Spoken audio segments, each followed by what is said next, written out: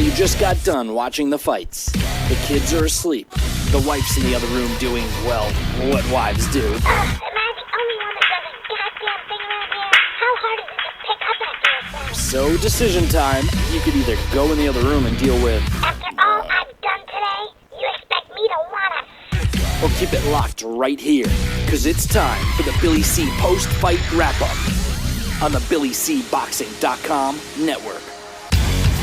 Ladies and gentlemen, I give you Billy C.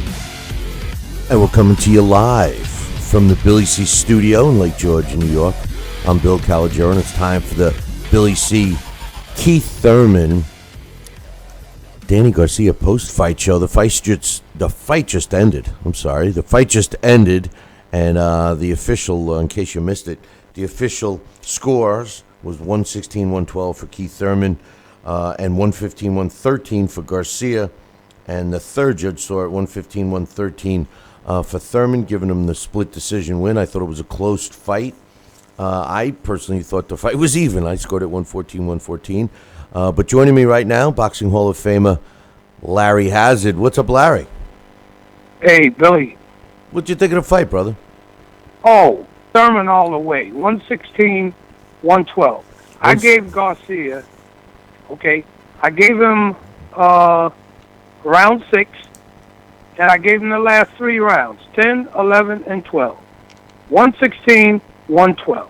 What'd you think of the fight? I mean, itself. Well, it wasn't, Billy. It wasn't an exciting fight. No, it kind of wasn't. In my view, it was a tactical fight.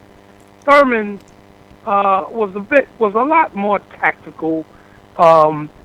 Garcia showed very clearly that he can't make the adjustment against a tactical fighter like Thurman. He couldn't adjust. And see, therein lies the greatness in fighters. All of the great fighters can make the adjustment. Thurman came right out throwing bombs. He was business right from Jump Street. And, of course, it took Garcia a few rounds to warm up. Thurman came out warm. And Garcia couldn't make the adjustment. He couldn't cut the ring off. Thurman even had a better jab. Garcia's body shots were here and there. He'd land a few. But Thurman threw more punches. His punches were more effective. And he just was the total ring general in this fight. But the fight was not what you would call an exciting fight. Neither fighter really engaged the way that a real exciting. I thought that Porter Thurman was a much more exciting fight. Oh yeah. But in my opinion, Thurman won the fight clearly. There's no doubt. I agree with you. It seemed to be anticlimactic, the fight. It was a technical fight. It was kind of a sloppy fight, and I agree with you 100% with Danny Garcia. He wasn't cutting the ring off. I mean, Keith Thurman was able to bounce around, kind of looked silly a little bit. I thought that Danny Garcia, his counterpunching idea was there, but he wasn't letting his hands go enough. Maybe if he threw more punches. It did seem in the early rounds that he was trying to time Keith Thurman with his counter punches, but to me he just didn't throw enough, and he took some shots, so I agree with you. What do you think is next for Keith Thurman? Well, I guess, he'll look for the most lucrative fight out there. He looks to be comfortable at that weight class. That's the weight class where he's been all the time. He seems to function best in that particular weight class. So I guess, whoever is out there that is the most attractive fighter, I think that's where he would go now. But he is clearly head and shoulders above everybody else in that division, in my opinion. Well, it seems that way. We'll see what happens with Errol Spence and Kell Brook. I mean, that would be the fight I'd like to see. Keith Thurman, the winner of that fight, I'd like to see Keith Thurman fight. Yeah, I agree. but I don't. I don't think that Spence is quite at that level yet. But I think of everyone that's out there, it would be the winner of Kellbrook Spence. That would be probably the most attractive, next fight for Thurman. But and the other thing that I'd like to say too here is that I'm a stickler on trainers and other elements that contribute to a fighter's success. Okay, once again, Garcia's father, who has a lot of mouth, and of course, the two bravest entities, in my opinion, in boxing are cornermen, trainers, and brave referees. So Angel Garcia is known for his antics. Especially what took place in the last press conference with all of the insults and how he made such an ass out of himself. Now's your chance to really show what you're worth. And I heard very little by way of instruction. In those rounds where they zeroed in on the corner, where is the instruction? Nowhere did I hear him, give his son any instructions as to how to cut that ring off, how tactically to get to Thurman to win the fight. And see, once again, here we go with, these entities in the sport that are really useless, in my opinion. No, hey, listen, great point, and I agree with you on that. Where was he? Where was he during the fight? But hey, Larry, I appreciate you giving us some time. We're gonna take a bunch of callers that are trying to call in, and we'll talk about this fight in depth on Wednesday when you join us, right? Okay, very good. Hey, Larry, I appreciate the time, and the score. Hey, doesn't surprise me that you got it right. Okay, all right. Hey, not bad for your first scoring job, Yes. But before I let you go, what did you think of your man? You must have been in your glory with Sugar Ray Leonard with the mic behind the mic. He, in my opinion, well, Bernstein's not bad, but Ray was right on. Here's a guy that's been there. He knows what it's like taking those punches, and everything that he was saying to me was right on the money. That other guy's got a big mouth, man. I wish they would, tone him down.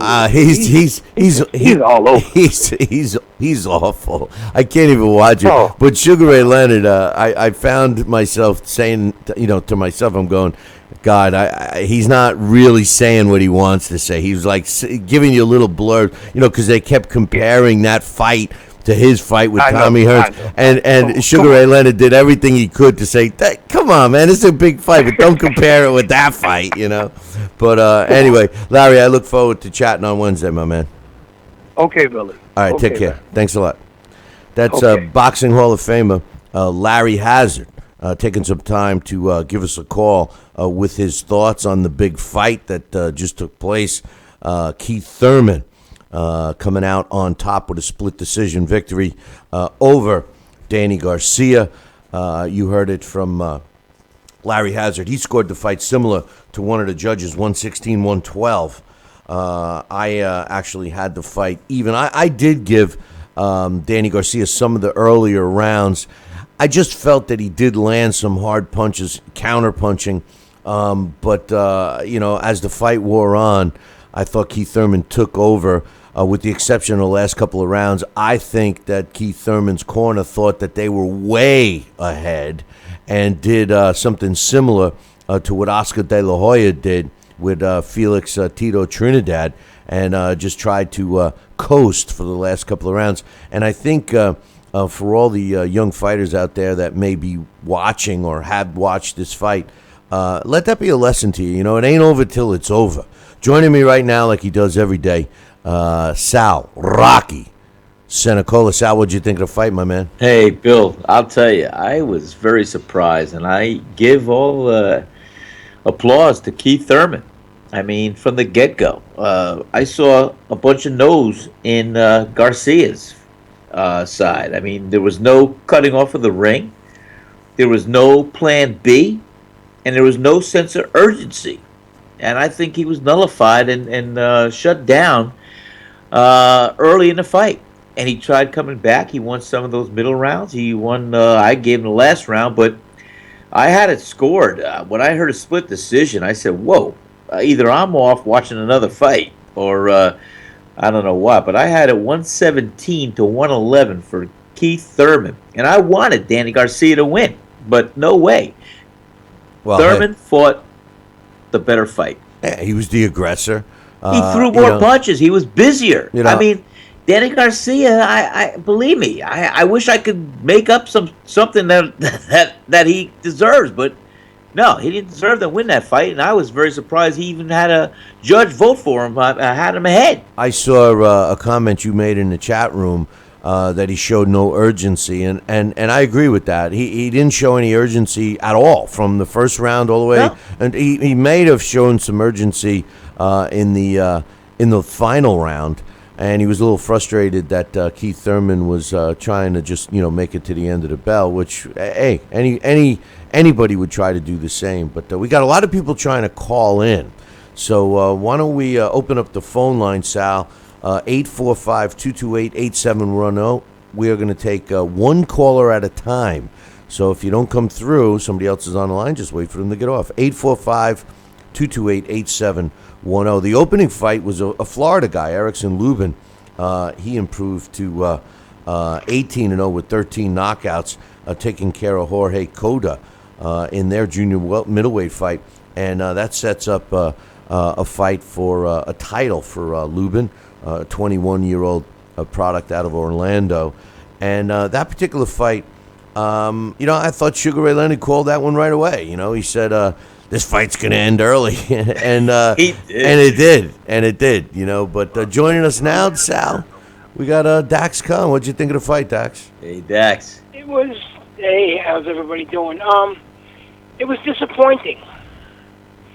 The whole fight itself was disappointing. It started out well.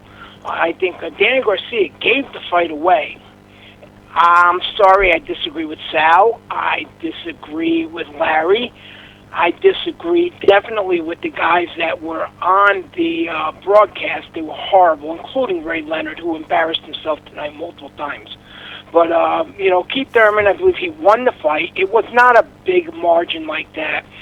People, these days, everybody tends to just stop looking at what's going on. Danny Garcia was catching a lot of those punches. He was rolling with a lot of those punches. Keith Thurman was running a lot.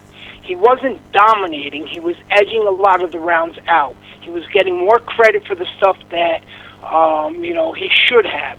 So Danny Garcia, well, I had it 115-113 in favor of Keith Thurman, but I did not see a masterpiece. I did not see Keith Thurman do anything that was impressive. If anything, I seen Danny Garcia put a lackluster performance in, and anytime Danny Garcia let his hands go, Keith Thurman did what he does best. He froze up. And as far as earlier, and I was tweeting this all night, I don't care. I'll bet my house. I'll put my kids' college funds on it, and I'm saying that now on national radio. If Errol Spence or Kell Brook was in that ring tonight against either one of them, it wouldn't have went past 3 rounds. Neither one of those guys are the best welterweight in the world. They might be the best promoted welterweights in the world, but they're not the best. I wasn't that impressed. The only thing that really I heard tonight was Mauro Ranallo make me want to stick nails in my ear because he could not stop saying that it was the 4th unified welterweight title match that went for 10 rounds.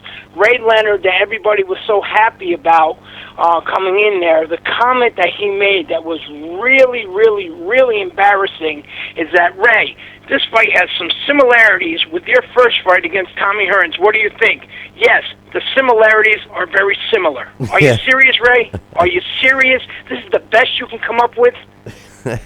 I don't know, man.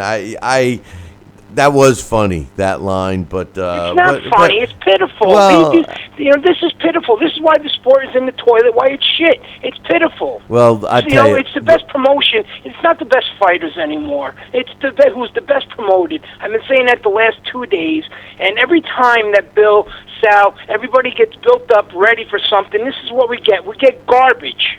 Well, listen, I agree that the fight was anticlimactic and not exciting, just like you and Larry said. And as far as the score, I mean, you had the score the same pretty much as Sal is the only one that had a little more.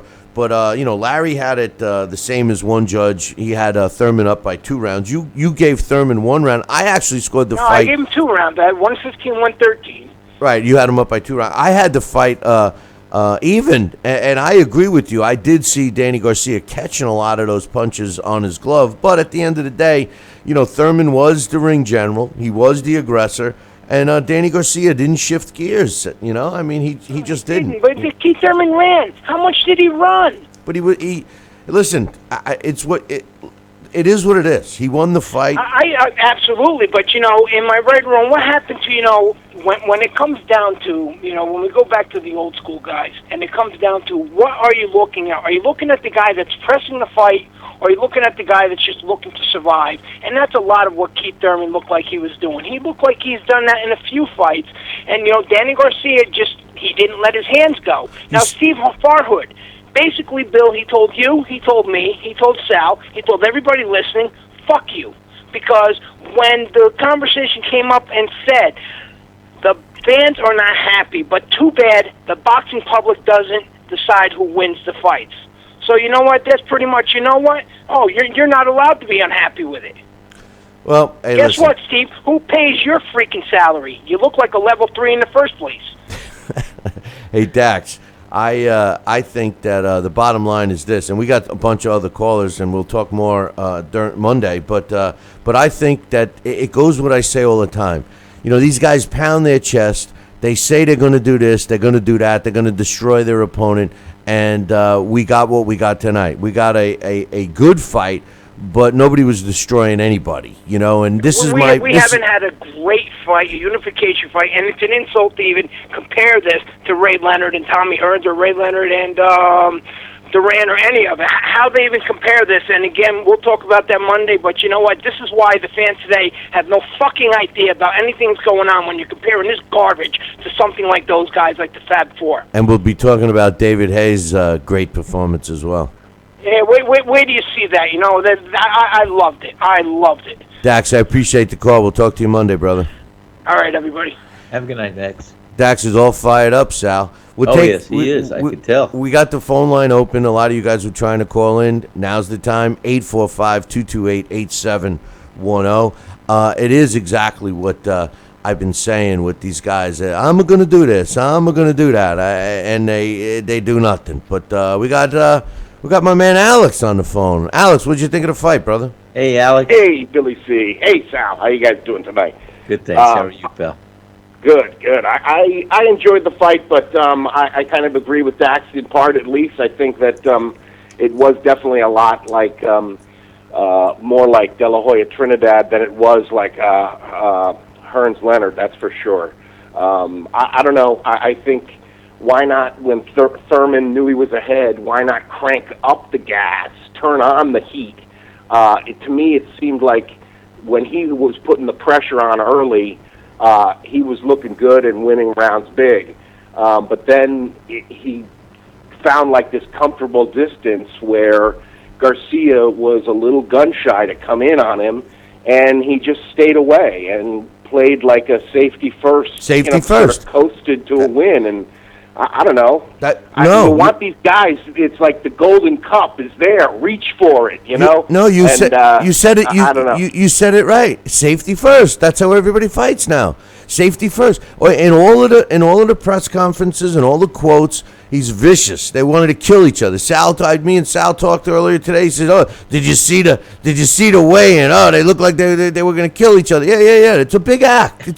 And that's what drives me insane. A lot of the young fans today buy into it, and if they think that the performance from both fighters that we saw tonight resembled anything close to what they said they were going to give us, I got some bridges for sale. I got some bridges. Well, I mean, for sale. I think we got like maybe 5 or 6 rounds of that. It was intense in the early going, but then it definitely dropped off. And then, you know, Thurman, you kind of have to blame Thurman. But I guess Garcia never really threw caution on the wind and risk going in there. Yeah, Garcia didn't cut the rim. I think up. he was hurt with that shot early, and I don't know. I don't think that would change his whole style and be really worried about getting caught again. But he almost went home very early tonight.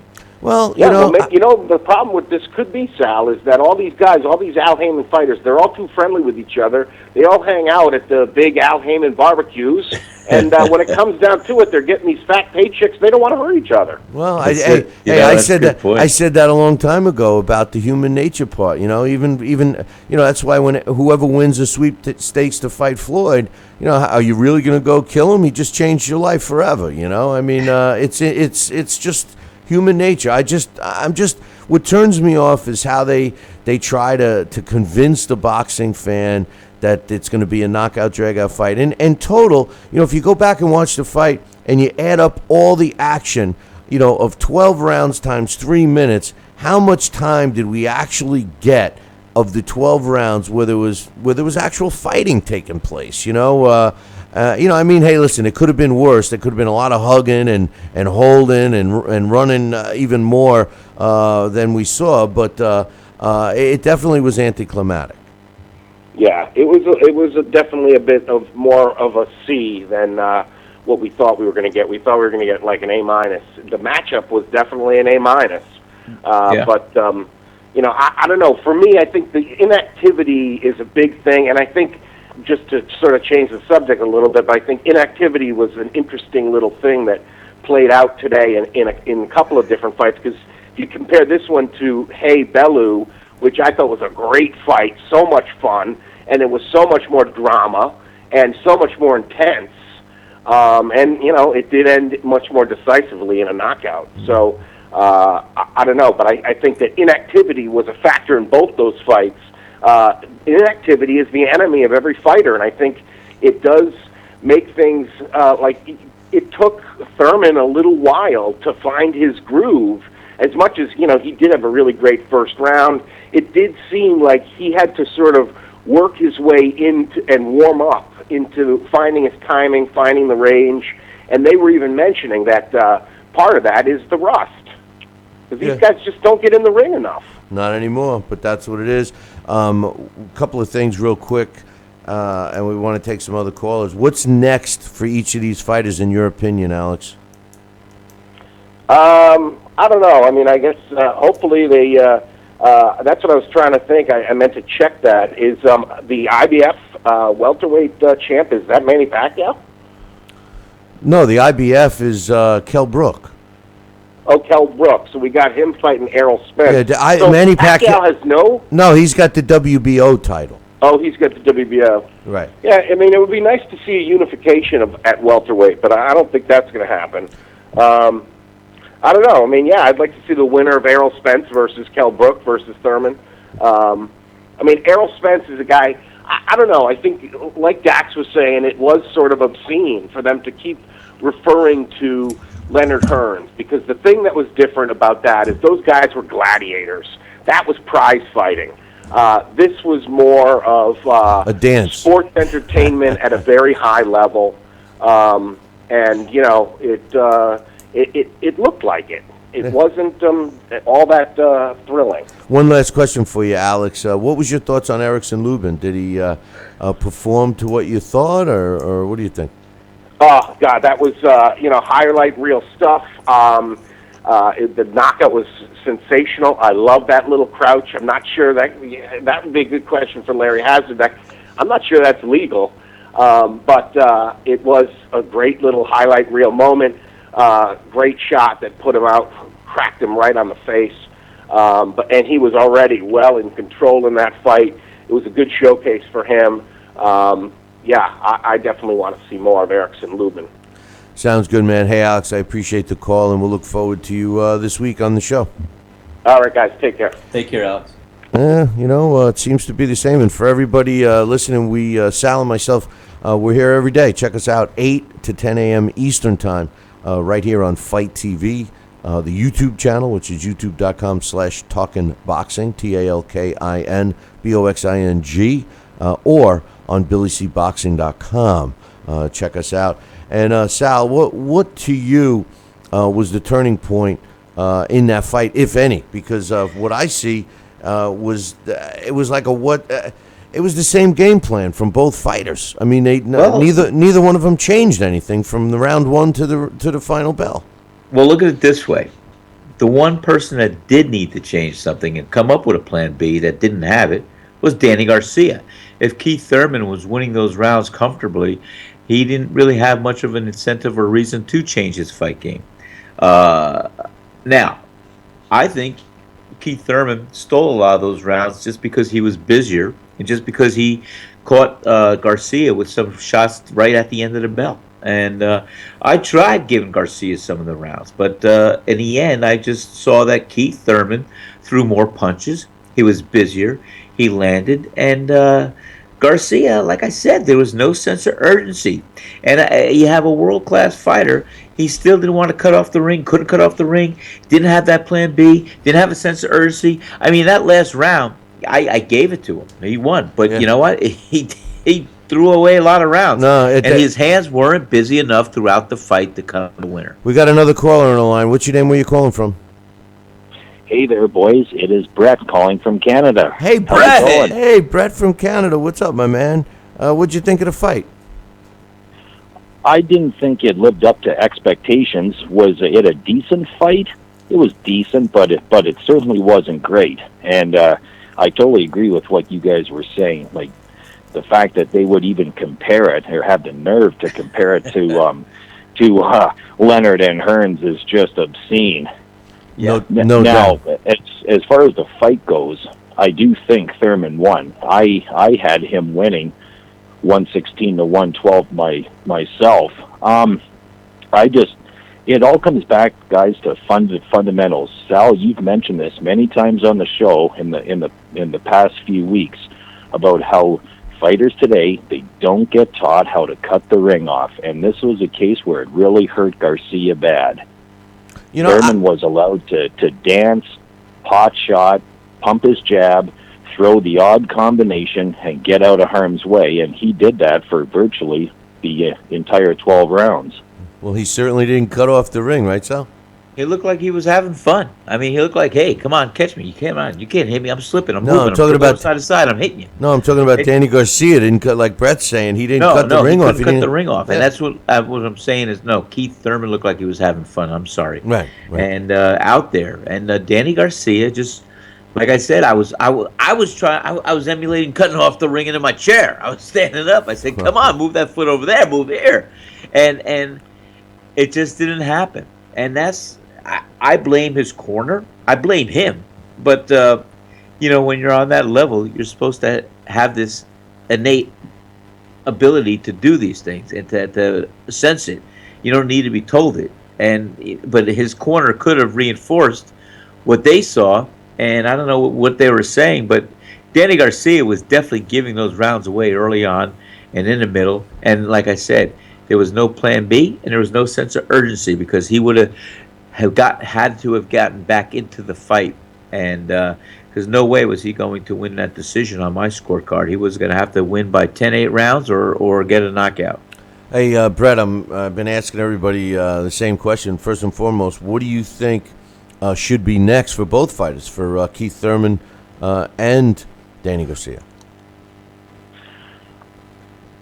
Well, what I would like to see is Thurman fight the winner of Spence Jr. and Brook.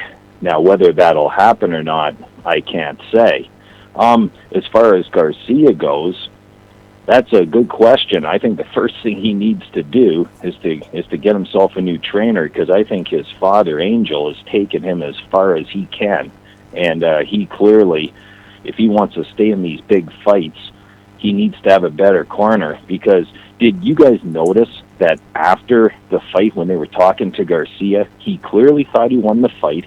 he thought he was the aggressor. He thought he was countering effectively, and he clearly wasn't.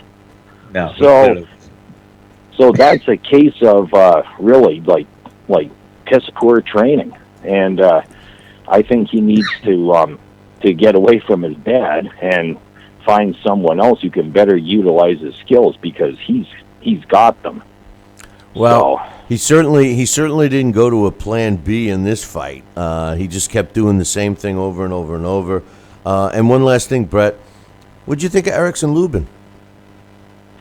I would definitely like to see him again. To be honest with you guys, up until tonight, I had never seen him or heard of him. But at 21 years old, this kid, he's on the verge of being world class. I can't wait to see him fight against Charlo.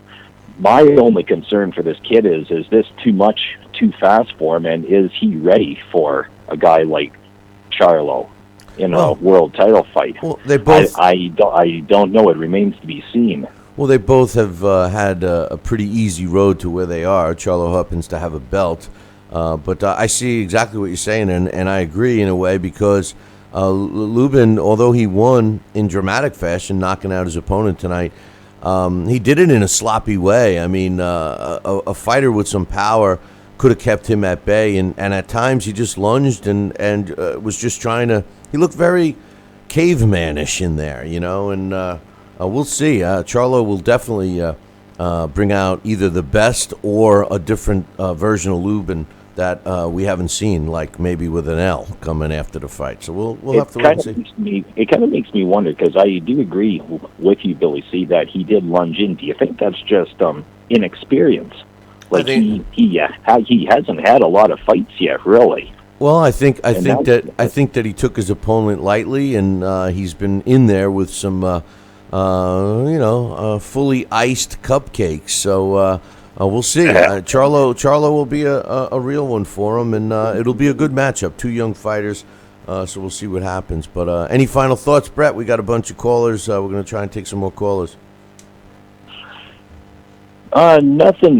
Nothing really, except just the fact that, like, this fight, I don't think it lived up to expectations, and I kind of agree with what the caller before me said about all the Al Heyman fighters hanging out at the same barbecue. Like these some of these cards that the PBC is putting on, and you guys talked about it. I think it was on Monday, that the quality control just isn't there from the top to the bottom. And do these guys really want to fight each other, or do they not? It's kind of becoming a sideshow. So hopefully, if the PBC wants to stay in the game, like, they're going to have to up the ante a little, or I think Al Heyman's going to be out of there pretty soon. Well, listen, Brett, I appreciate the call, my man, as always. Sal and I love having you listen to us, and I hope you guys stay warm, give the best to the family, and we'll hope to talk to you soon, brother. Sounds good, guys. Have a good night, and keep up the good work. Thanks a lot, Thank Brett. you, Brett. Take care. Okay, thanks. That's Take Brett, care. Brett from Canada. We love Brett. We love Yes, Brett. we do. Phone line is open, 845-228-8710. 8710. We're only taking one caller at a time. I know a lot of you are trying. 845-228-8710.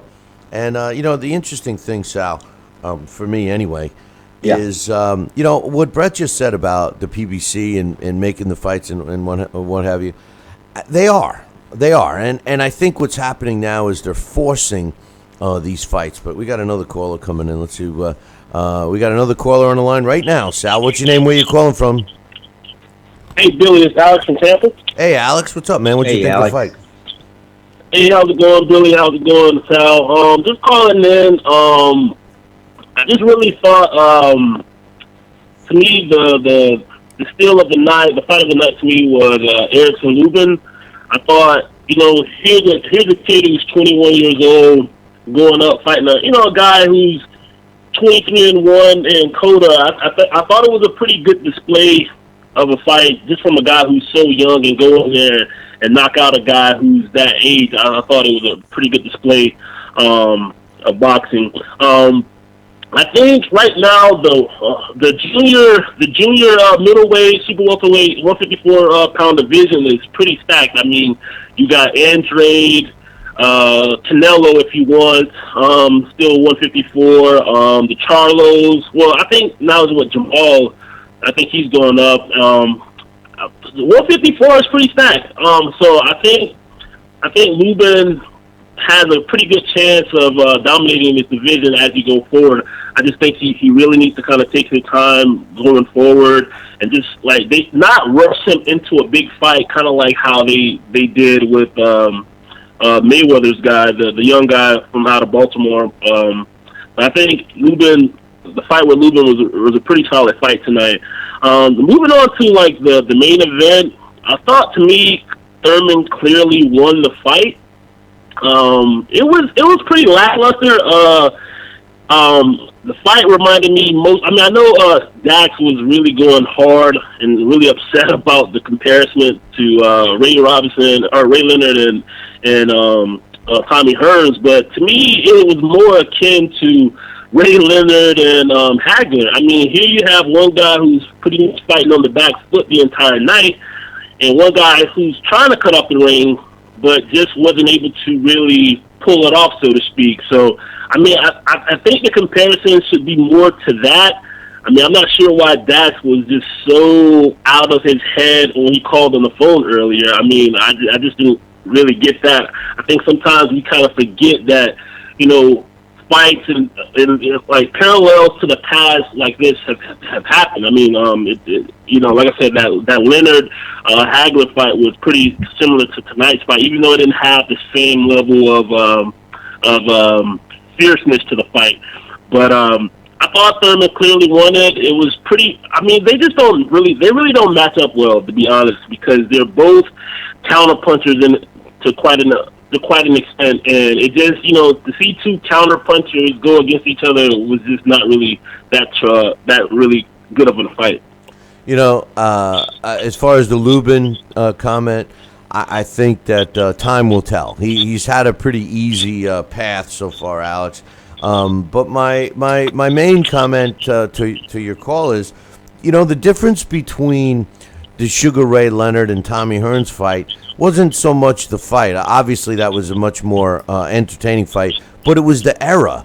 There was so many other fighters. They all fought each other, and it was like who beat this guy when, and then the next one fought the next guy in line, and it was like all these great fighters fighting each other. We're just starting to see these young guys fighting each other now, and like I always say, they're pounded on their chest saying how great they are after one performance. No defining performance. I mean, you know, does Keith Thurman go to bed tonight thinking that he showed and put on a defining performance against Danny Garcia? The significance of unifying the title, that's there. Nobody could take that away from Keith Thurman. But, you know, was it a defining performance? I don't think so. No, absolutely not. I mean, I definitely agree with you. Like, it was lackluster. To me, like, it was, you know, as a boxing nerd, you know, most of us hardcore, I mean, at least I can appreciate just seeing the skills, but, you know, casuals don't necessarily like to see that. I mean, casuals more so want to see blood and guts. I mean, and even there's a contingent, there's a group even within the hardcore who want to see blood and guts as well. But I mean, we didn't see blood and guts with Leonard Hagler, so and we praise a lot of the old school fighters. But I mean, you got to remember that. I mean, like fighting on the back foot, we've seen it, and I think. What I see a lot of people within, because, you know, I'm in my 30s, but I see a lot of people within their late 40s, 50s, and so on, like, we forget the fact that, you know, we've kind of seen this before. And, but I do agree with your point. Yeah, we don't, there's not as much, and I think it's the business side is why we don't see many of these guys fighting all the time. Because I would love to see it. I want to see, you know, now I want to see Thurman fight, I want to see Thurman fight Manny Pacquiao. I want to see Thurman fight Errol Spence. I mean, I want to see all these guys fight. So, I mean, I think that's the way it should be. It's unfortunate that boxing is more of a business now than it's ever been. But I would love to see all these guys fight. I'm even excited about the Porter and Andre Berto fight that got announced tonight. I mean, I think that's going to be a good fight. So, It's been reported now that because of the PBC, how the structure is set up, it's been reported that now like Heyman's making all of his upper echelon fighters fight each other now. So I mean, this year we should be seeing pretty much the best of the best within the PBC stable fighting each other. So I mean, I think we're going to see a lot of tremendous fights moving forward. No, you're right. The PBC has put themselves in a position where they're forced to have these guys fight each other, and depending upon when they fight each other, will really make or break it, I think. But hey, Alex, we appreciate the call. We're going to try to take a couple of more callers before we go, but appreciate you listening and your support, my man. Thank you. You guys have a good night. Take care. Take care, Alex. Thank you. Alex from Tampa. Alex touches on a great point. Phone line is open, 845-228-8710. Alex makes a good point. The PBC is in a really good position right now, better than we thought last year, because it seemed to be spiraling downward very quickly. And now all of a sudden, the only way that the boxing Premier Champions, the Premier Boxing Champion Series, can survive is to put the guys against each other, and that's exactly what they're doing. So maybe it's going to work out.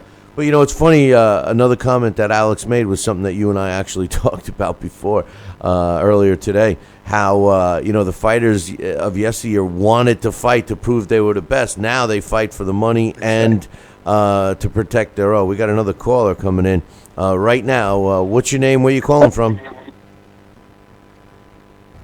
Well, he was there and then gone. So phone line is open again, 845-228-8710. It's funny how we were talking about that today, right, Sal?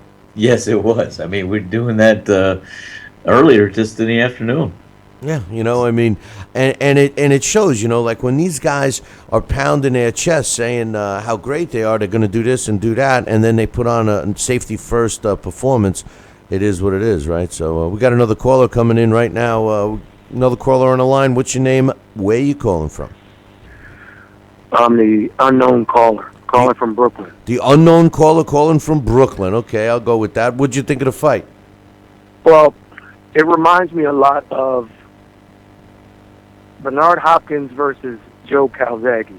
And what I mean by that is a majority, I would say 95% of the media guys who watched it live all scored it the same. They scored it 114, 113 for Hopkins. But then when they watched it on television, not many of them gave the fight to Hopkins. So the point I'm making is the live fight often is a lot different than what you see on television. I mean, and I'm not talking about just being influenced by announcers or anything. So I saw it live. And most of the guys in the area that I was in, who were, some were media people and some were just fans, most of the people had it either a draw or some had it like 1 for a point for Garcia, and some people had it the other way for Thurman. So it's one of those, they may go back home and watch it and say, you know what, now I score it a different way. It's just, it works like that with some fights. The television fight is different than what you see live. No doubt. I mean, there's nothing like seeing a fight live. But I'm a little confused with your point, because the way I usually see it live is way more realistic than TV. The TV version, you're definitely, like you said, you're definitely influenced by the commentating and even the way it's being presented to you, the production. So when you see it live, you might get influenced by the crowds cheering and stuff like that, but there's nothing like seeing a fight live, especially ringside. I think you get a much better perspective. That's why I'm always curious if I score a fight on TV, when I'm watching it on TV, if it sounds, where I think it's a closer fight, or even more, somebody winning in more of a margin, and then I hear those scores, I always kind of try to give them the benefit of the doubt because they were there, Well, the reason I'm making the point. No, I agree. The reason is that I'm debating about 20 people on Facebook who are all saying, "Oh, Thurman won that easily," and I'm like, you guys, some you got to see some things live sometimes. It just doesn't look like television. A lot of shots that you may think are landed are partially blocked. Exactly. Like, I scored this fight even. I mean, I think I gave Danny Garcia the benefit of the doubt in some of the earlier rounds, maybe where I shouldn't have. But I saw that even from TV, that he seemed to be blocking some punches, and he was accurate with his counterpunching. And early in the fight, Danny's his counterpunching seemed to be landing flush, where Thurman was throwing the punches, but a lot of them weren't landing flush. It's just, but again, I was watching from the couch, So, but I definitely agree with you. I think the fight was close. Well, let me make two. I need to ask you two questions, but let me make one more point. What I tell people, they're calling me blind and everything, and I'm like, mind you, the difference was one round.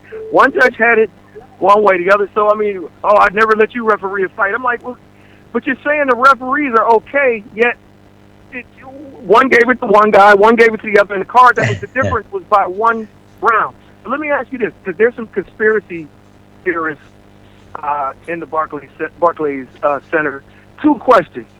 Number one, they're saying, well, there was pressure because everyone's saying that Danny always wins the close one, so they had to take one from him. That's number one. And the second one is, well, he lost because they don't like his father. It's the curse of Angel Garcia. You buy either one of those? No. No. Oh, okay. Danny Garcia. Hey, listen. I've always liked Keith Thurman, although I don't like what he's become in terms of pounding his chest. I wanted and predicted that Danny Garcia was going to win this fight, So did I. but I didn't think that he would just take his foot off the gas. I think Danny Garcia and Keith Thurman both stuck to their game plans that they started the fight with. Neither one of them really made any adjustments. And like Sal said earlier, Keith Thurman didn't have to. He was winning the fight. Maybe they thought he was winning it more than I did in their corner. But Danny Garcia clearly should have made some adjustments. Well, there's some strange people that float around ringside sometimes, and my belief is Keith Thurman might have been tipped off that he was winning. The way he fought, the way he closed the show without closing the show, it was kind of like, okay, this guy must maybe somebody did a little open scoring when they shouldn't have. But the fight lacked. Well, you know what? I don't know. Well, listen, I agree with you. Exactly your point. It was anticlimactic, the fight. And, it was these guys, the way they're talking, they were going to do this and do that. I was getting ready to put a seatbelt on my couch. I thought that we were going to see nonstop action. And all we saw was safety first. And that's what unfortunately the boxing world has become. The saddest part and the scariest part for an old bastard like me is to have a lot of young fans accept it and turn around and hang out by the water cooler tomorrow and say, that was a great fight. Did you see that great fight over the weekend? And it was a decisive fight. It was a win, but it wasn't a great fight. It was a good matchup, but it wasn't a great fight. And that's where my disappointment lies.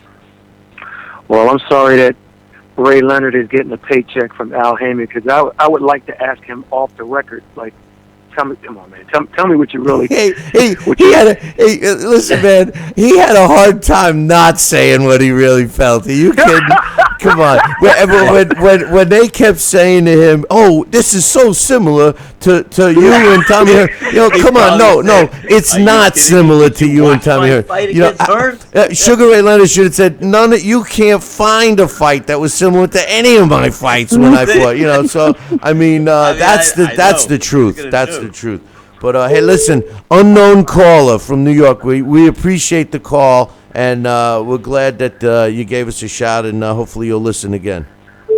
No doubt. Thank you, guys. All right, take care. Yeah, man.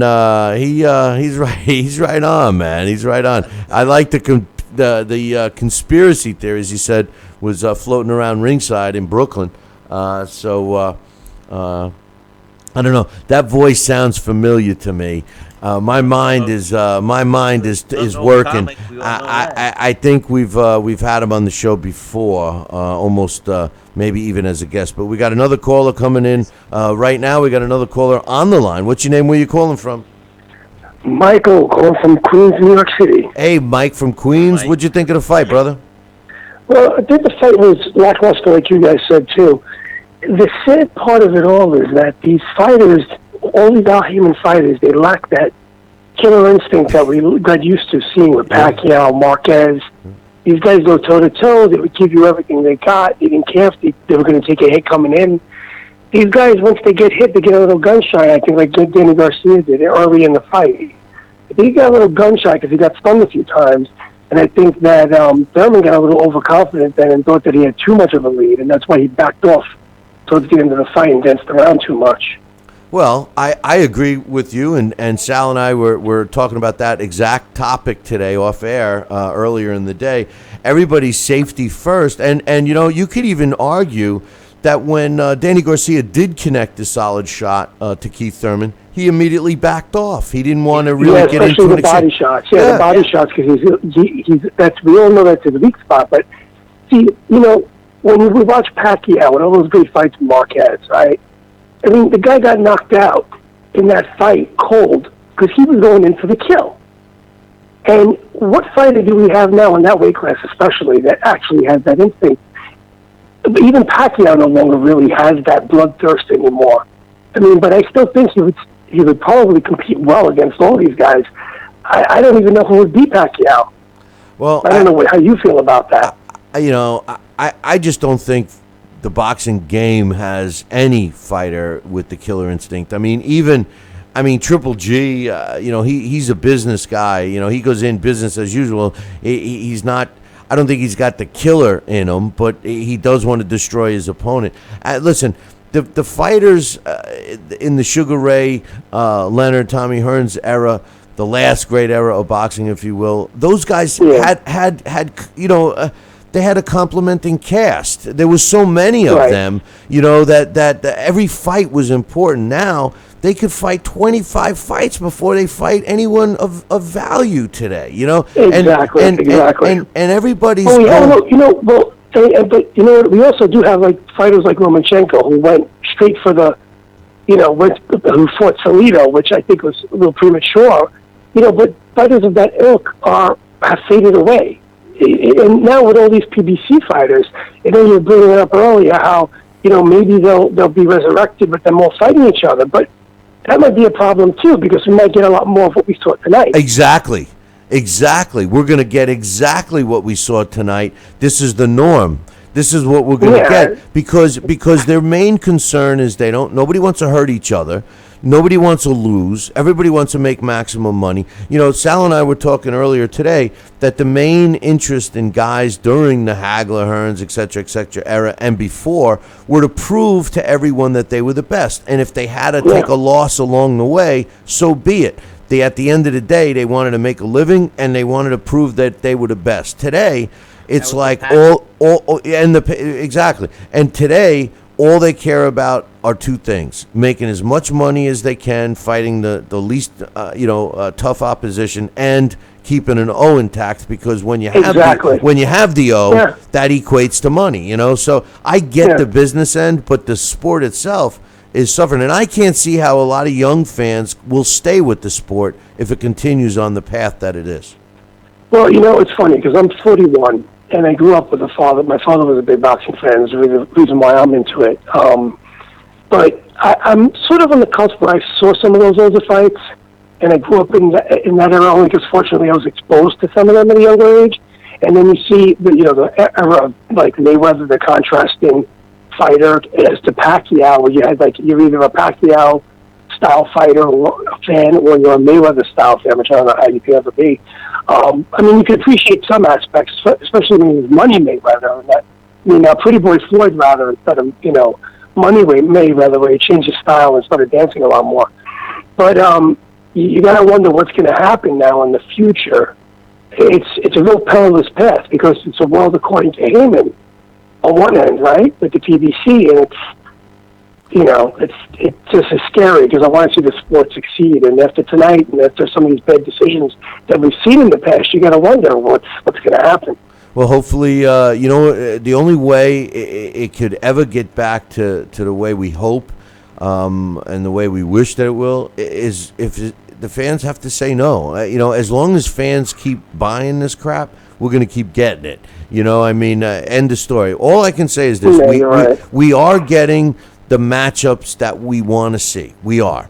Right. The problem is we're getting performances that are exactly like you said, what we got tonight, But anyway, hey, listen, my man, we appreciate you calling in. To you. Take care of yourself. Hey, tune into the show regularly. We do this every I morning. definitely do. All right, my man. Take care. Be good. Have a good night. Bye-bye.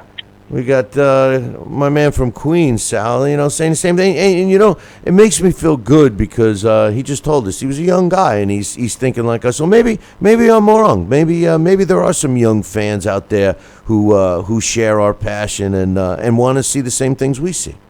I agree with you, and you know what? He probably has a nice little background of following old fights, and he probably saw what we were talking about and saw some of those wars that we use, unfortunately, as benchmarks because not too many fights today match them. Well, it's, the thing is, we're going to take a couple more callers, 845-228-8710.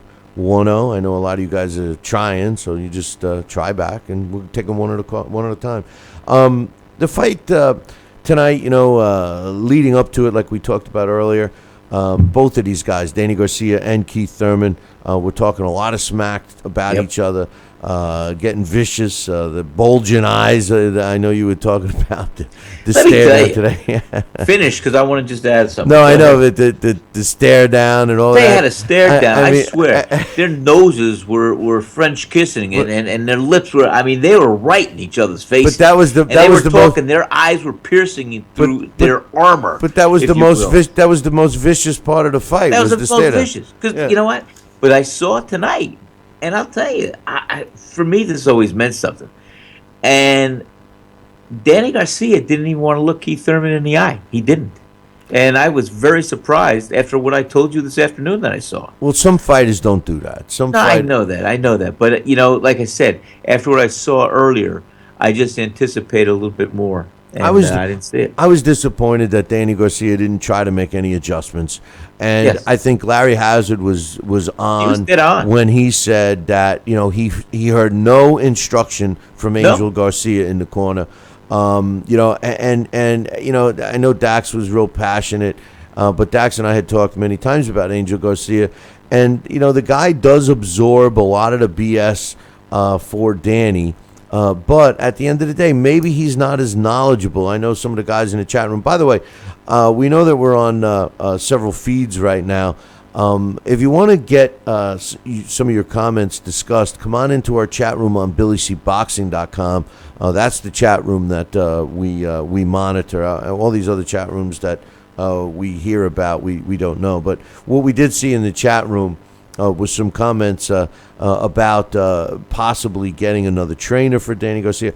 I think sometimes fighters that change a trainer in the twilight of their career, in the middle of it, at the end, whatever, it sometimes it can help, sometimes it can't. I don't know if changing a trainer for Danny Garcia would help, and I'll tell you why, Sal. These two guys, him and his father, have worked together.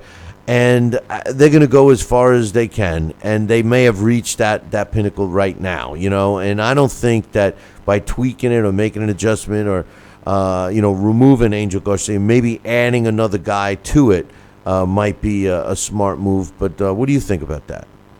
Yeah, I think maybe, it's hard to really play around with the emotions of a father-son team. I mean, there were many fighters that had that combination, and they either broke it apart or they enhanced it or they just went on. But I think somebody coming in as a third person that has the knowledge of training and that can give some input.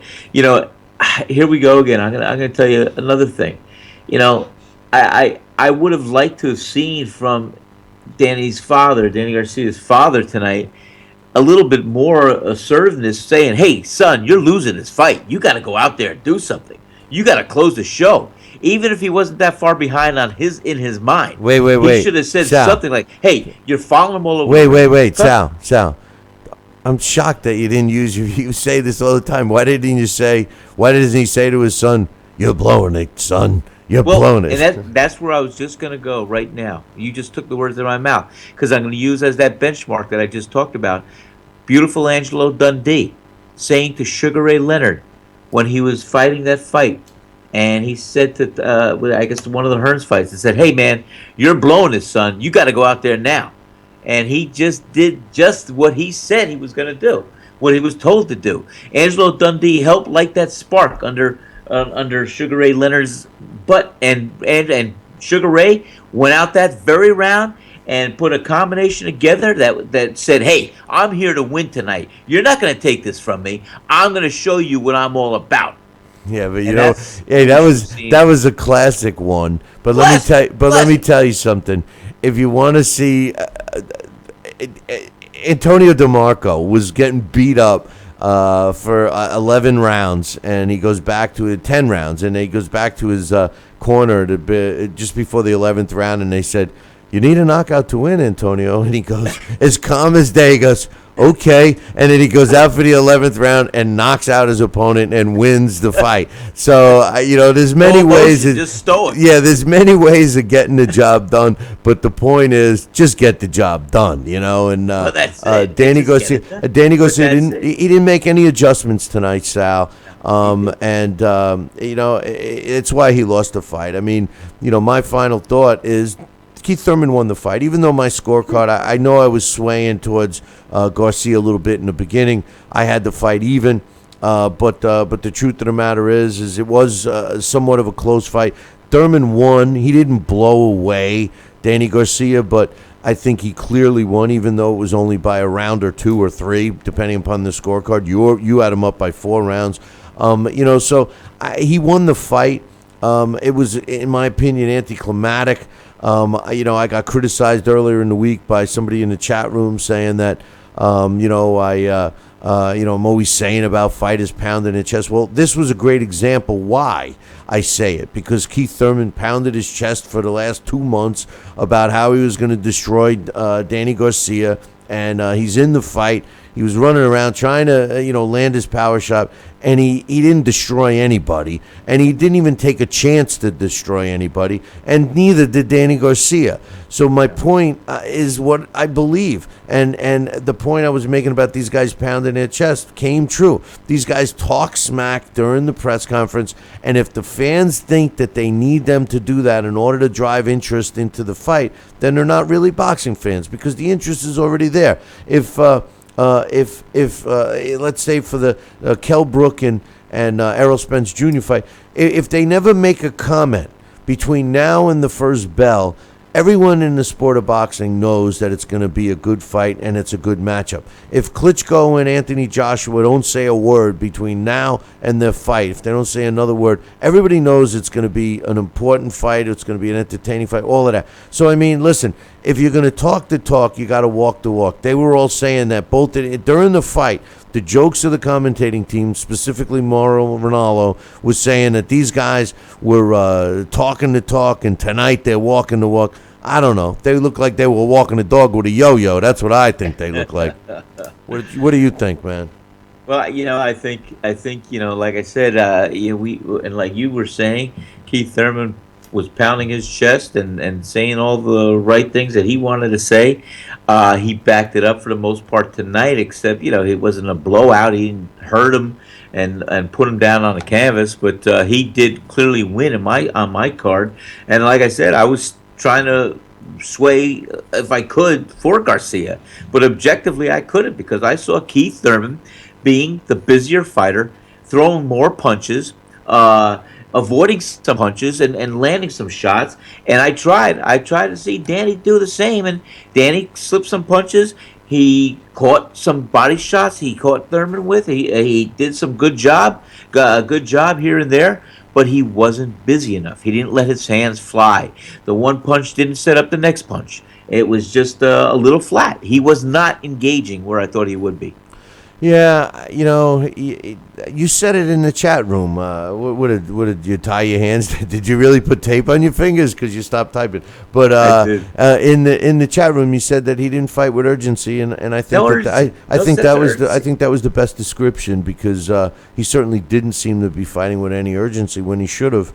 And the other thing I keep saying is he didn't change his game plan, and he didn't. Hey, listen. It put the fight had significance. We had two title holders fighting each other to unify the title. We got that. We all want that. We got it. We got the fight. There was over 16,553 is what they announced in attendance for that fight. So obviously it sold tickets. So I mean the bottom line is for what we have out there today. In the welterweight division, we saw a significant fight. There's no question about it, and there's no question that Keith Thurman won the fight. It was a close fight. It wasn't a boring fight, but it wasn't an entertaining fight. It fell someplace in the middle.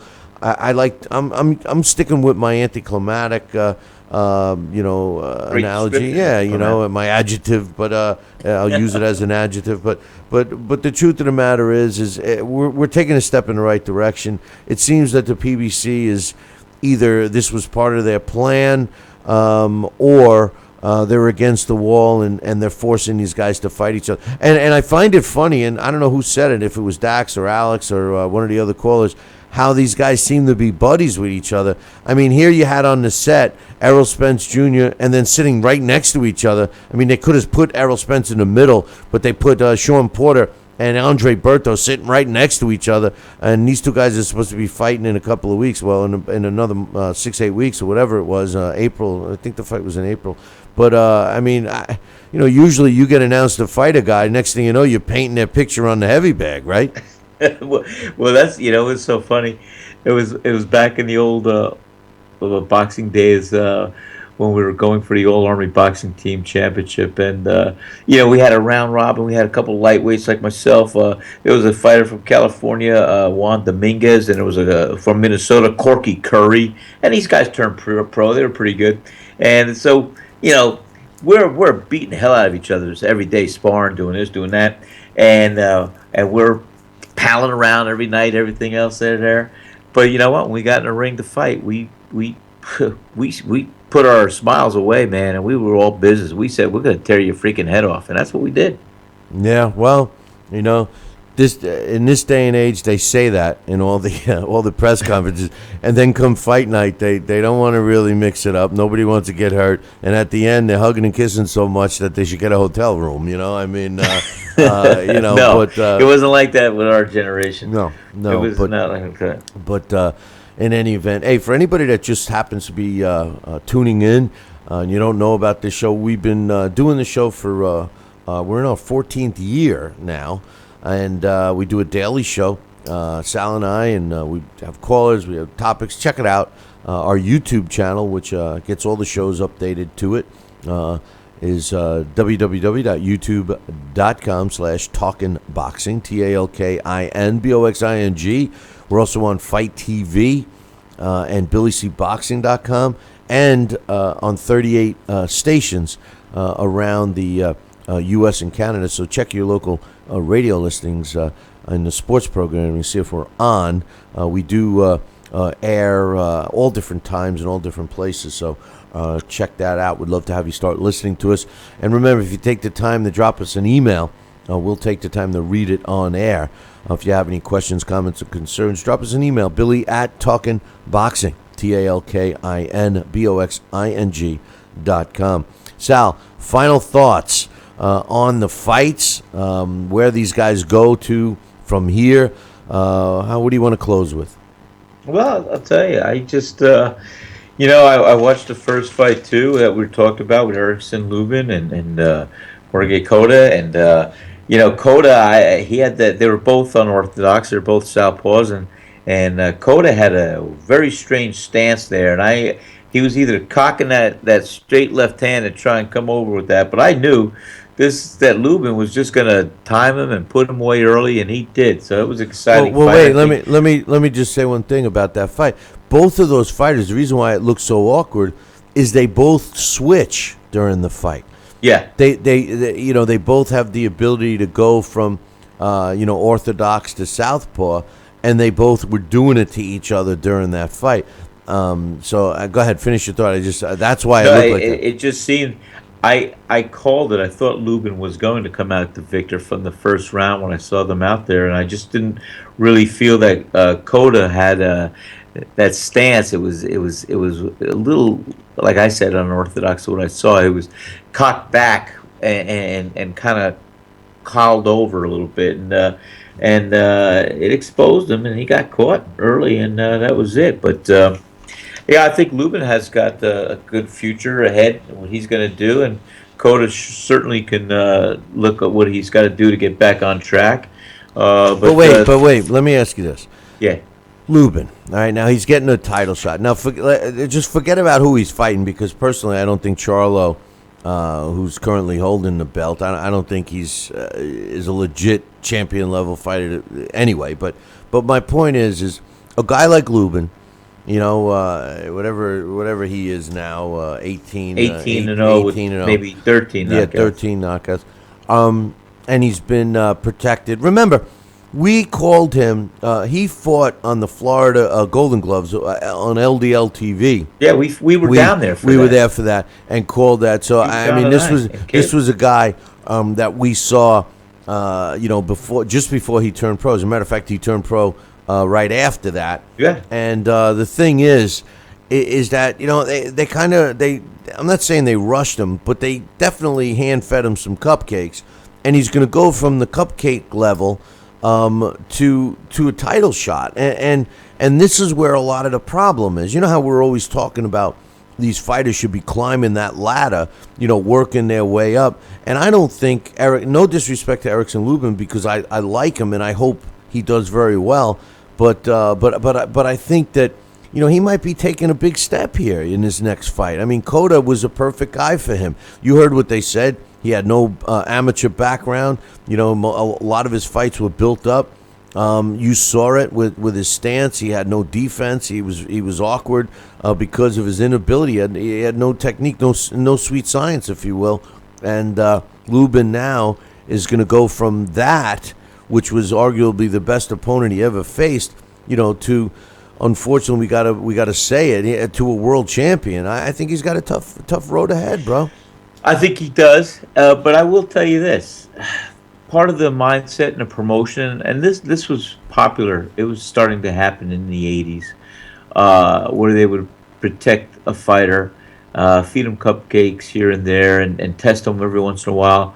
But I mean, my record was 18 and 0 with about 12 or 13 knockouts at the same time, and Erickson Lubin is in that position. And let's say he does possess the skills, and he's going to rise to the occasion. And yes, maybe they protected him. Maybe they gave him a few fights to see how he could expand his horizon. And now he's going to step up. Hey, guess what? At least the guy's going to go in the ring for the title shot. It's going to be up to him if he could rise to the occasion and show everybody in the world what he's got. They protected him up to here. They fed him cupcake after cupcake. Hey, if he could deliver and he could present it and he can earn it and win it, this is what you fight for. You want to get a title fight. And whether you're ready or not, you're going to be in that position to win the championship of the world. And he's got to be ready. So if he faked it, now he's got to make it. If he doesn't, he'll be exposed and he'll be an average fighter. Well, we'll see. The big test is for him next. That's right. And then finally, what's your final thoughts on both Danny Garcia, where he goes from here, and of course now the WBA and WBC world welterweight champion Keith Thurman? Well, I think both these guys, they were very good. They're good at the division. They're not the best, I don't think, and I think they'll continue to fight the top opposition in that division. I think Thurman, he looked strong tonight. He looked better tonight, and he looked like he wanted to win tonight. And I was disappointed in Garcia, and I think Danny's got to come back and be very, very authoritative and assertive, and try to do his best to win a big fight. He's got to fight a big fight. He can't have a tune-up, can't have nothing else. He's got to go after a top opponent to get his win and his credibility back and earn it. The first thing I want to say about my final thoughts tonight is Mauro Ronaldo. I would rather watch a mime do commentating than listening to Ronaldo. This guy is the worst commentator I've ever seen and heard. I don't understand why he's on. It's obvious he doesn't know the sport. They're definitely putting questions in his ear. He's a hog when it comes to, Al Bernstein has become a corporate guy, but come on, this guy, Al Bernstein, farts more information that he never remembers again than Ronaldo will ever know. So I would much rather see a mime doing what Ronaldo does. But as far as the fighters, I gave you my thoughts on Lubin, and I pretty much feel the same way about that I have all night long about Keith Thurman and Danny Garcia. First and foremost, Danny Garcia. As far as his next fight, I agree with you. I think that he needs to get right back in. I also think that he needs to, take a look at himself, see, if he's willing to go in there and be the warrior that's his style. He's not that fast. He does leave himself open. I know Dax had said earlier in the week, and even Al Bernstein reiterated it today, that his defense is better than people think.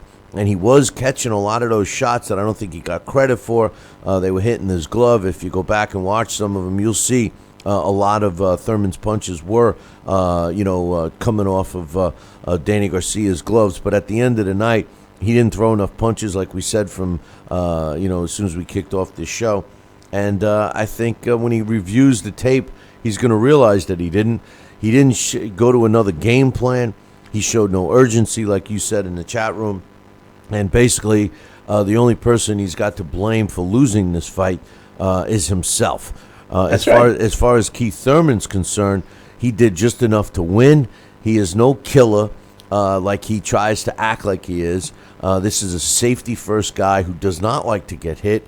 Although he moves around the ring a lot, I saw some awkwardness in his movement, and I think anybody with normal ring or professional ring skill that can cut the ring off and control where a rabbit like that moves, and I say rabbit meaning the way he bing, bing, bing bounces around, trying to, go quickly to another spot. Someone that cuts the ring off a la Triple G. I mean, could you imagine him trying to do that against Triple G? Triple G cuts the ring off better than any fighter in the last 25, 30 years. So, Thurman won, but he's no King Kong, and he certainly, I don't even think he's the best in the division. I think Kell Brook beats him. We'll see how. I got to see about Kell. I'm worried about Kell. I want to see how he comes back with the mean intention and everything else, because we'll see. I got my comments. First of all, he fought. He went up not one but two weight classes to fight Triple G. So I mean, it's gonna be a good fight. It's gonna be a good fight. It's gonna be a good fight. We'll see. But what's so funny, Bill? None of these fighters, certainly not these two fighters tonight in the ring, could have faced a Carlos Palomino, a Pepino Cuevas, a Sugar Ray Leonard, a Tommy know, but Hearns. You know what? And nobody agrees with you more than me. But with all due respect, nobody's got a time machine, and these guys. And the reason why I give them credit right now is because they are fighting the best guys that are available to them today. They are. Now, I give them and the PBC that credit today. We have to. Now, are they producing exciting, memorable fights? No, they're not. When you watch the highlight reel as the show was kicking off, you see all these clips of these great fights. And they had to throw a picture of Floyd Mayweather in there, and I laugh every time I see it because none of Floyd's fights are memorable because they just won. And tonight's fight is similar to that style of a fight. A win is a win is a win. In Keith Thurman's case, he kept his O intact. You know, He did. he's going to move on, and he's going to pound his chest and say he's the best, and it is what it is. And until these guys get humbled, then you see once they get that first loss, then they become a much better fighter. You can see it. You saw it in Canelo, although I think Canelo's got his hands full with Chavez Jr., but we'll talk about that on Monday. But in any event, congratulations to Keith Thurman. He won the fight. It wasn't a boring fight, but it wasn't an entertaining fight either. But a win's a win's a win. And I just want to thank everybody for joining us, all of our callers that called in, and remind you guys to tune in to Sal and myself during the week, 8 to 10 a.m. Eastern Time live, or catch our replays up on YouTube or podcast or whatever. For all the information about the show, just visit our website, www.billycboxing.com. Hey, listen, Sal and I will be back Monday morning, 8 a.m. So I hope you guys enjoyed the show. And again, thanks for joining us, and we'll see you next time. Ciao. Ciao. Good night.